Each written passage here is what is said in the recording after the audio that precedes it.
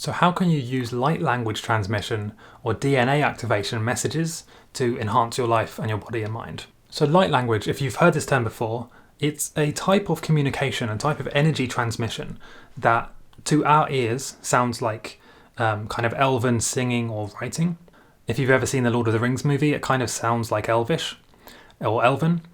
But really it's a type of energy transmission or language that talks directly to our soul and bypasses our ego and our mind. We don't need to understand physically what it actually means. It's not a language that we can really understand with our ego minds. It's more something that just communicates directly to our soul. So in this video, I'm going to explain what light language is, how you can use it, and why most other videos make it sound way more complicated than it actually is. So firstly, forget about trying to understand light language, okay? You will never really be able to understand and interpret light language.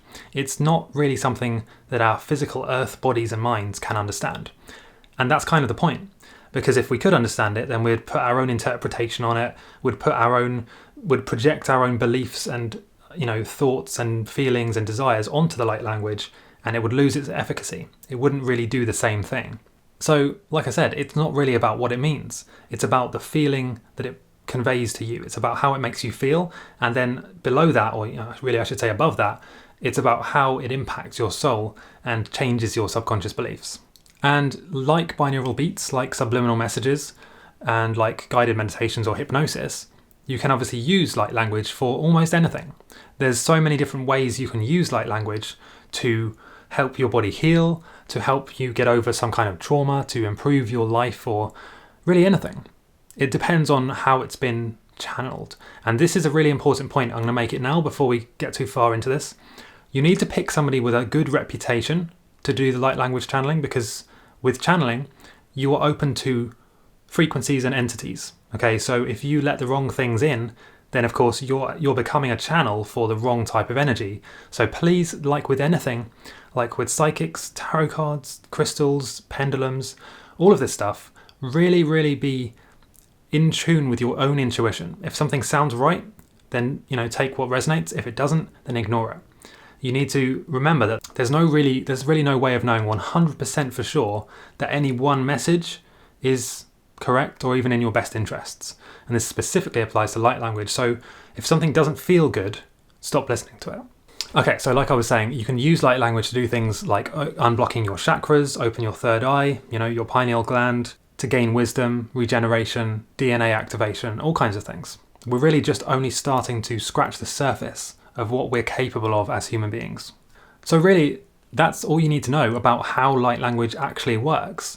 To use light language to do something, whether it's to heal yourself or regenerate or activate your DNA, all you really need to do is to find a good source of light language, set your intention, and then listen to it with that solid, strong intention. Now, I don't just mean keep your intention the whole way through listening to the track. What I mean is you pick a light language track, you set your intention of what you want to do, or what you want the light language to actually achieve in you, and then as soon as you've set your intention, you let it go.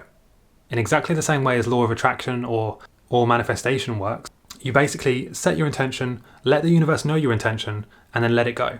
Let it happen on its own. And this is really important with light language. So what will you actually feel when you listen to light language? What sensations will you experience? Well, this varies massively from person to person. Some people will feel a tingling, a pain, an uncomfortable anxiety. Sometimes, if that's the case, stop listening. But what you should really feel is like a warm, fuzzy, nicely tingling feeling going up your spine and kind of collecting in your head or in your forehead, in your third eye. However, and I really want to make this very clear, it is very possible to listen to light language and feel nothing at all. Feel just completely neutral, like you're just listening to a random song or monologue. That's also fine, and you don't have to have something. You don't have to have an experience or a sensation when you listen to light language. It really varies from person to person. So don't worry if you can't experience something like that. It's probably normal. As long as you're feeling good or neutral, then it's fine. Now, there are other ways to listen to light language, or other ways to make light language way more effective than if you just listened to it on its own. And that is, you should first focus on raising your vibrations. I have lots of free training about how to do this. It's really just about, increasing your vibration, the people you hang around with, the substances you take into your body. And I've put all of this information in the free vibration raising training. And you should also use this light language with, in combination with other things like contacting your spirit guides, using channels, crystals, dreams, dream interpretation, and all kinds of other things to really get a big picture. The one thing you really don't want to do is to focus on one source of information, on one thing. Whether it's one channel, one YouTube channel even, you want to focus on as many different things as you can to get a big picture. But above all else, just use your intuition and go with what feels right.